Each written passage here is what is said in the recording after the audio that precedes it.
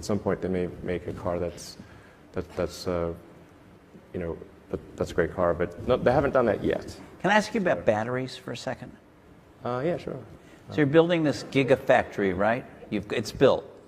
Well, it's not completely built. Okay, but part of it's up and running. A big chunk of it's built, yeah.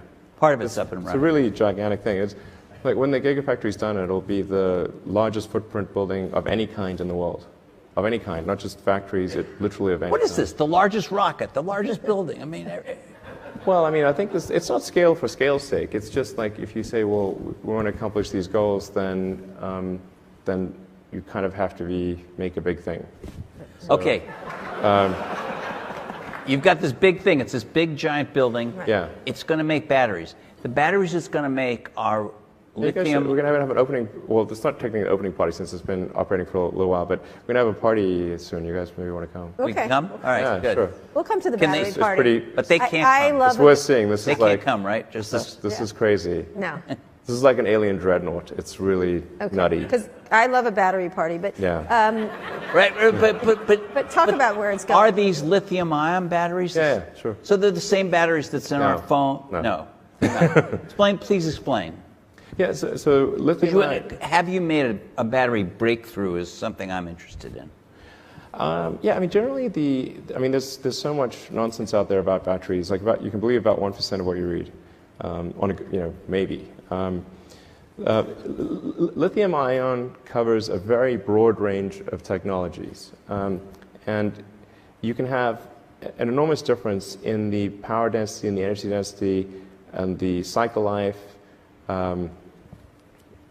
between one chemistry and another. They can be really enormously different. What you really actually want to ask is what is the cathode and what is the anode? Right. So in our case... That's right. Okay. I just put it in the lithium is actually 2% of the cell mass. Mm-hmm. So it's like the salt in the salad. It's a very small amount of the cell mass and a fairly small amount of the cost. But it sounds like it's big because it's called lithium ion, but it really, like our battery should be called nickel graphite because it's mostly nickel and graphite.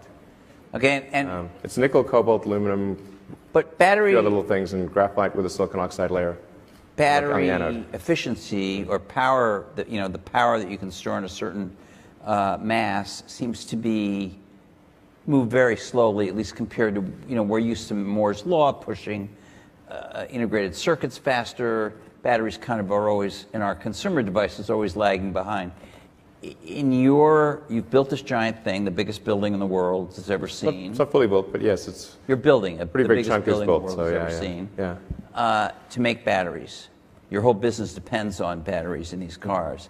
Have you figured out a way to do some significant increase in the yield of energy from a given amount of space in the battery? Well, yeah, I mean, the energy density is increasing sort of maybe on the order of like 5-ish% per year. And it doesn't sound like much, but you add that up over a number of years with compound interest, it ends up being quite a significant number. And a lot of people sort of think that, oh, well, we just sort of cobbled together some laptop batteries and somehow made a great car. But if it was that easy, then I think we would have quite a few competitors who did the same thing. But it's really quite a lot harder than that. It's a cylindrical form factor, but the internals of the battery are quite different from what you would find in a laptop. And will be increasingly different with what's built at the Gigafactory, which is highly optimized for automotive, and has improved energy density. But mostly, it's not the energy density that's the issue, because you can if you buy a Model S today, the range is around 300 miles, and that's quite a lot. So it's pretty rare that people really need to go more than 300 miles at a time without stopping. Right. So I don't think we really have a range issue. And we could make a 400-mile range car today. Like, that wouldn't be too big of a deal. Is decreasing the cost per unit of energy of the battery packs so you can make the car affordable. That's actually the important thing.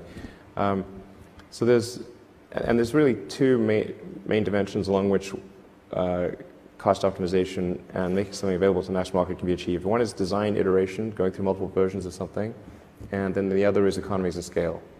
And you kind of need both of those things in order to make a compelling mass market product. And you look at like cell phones and how many design iterations have we gone through with cell phones, and look at the scale at which they're made, which is enormous.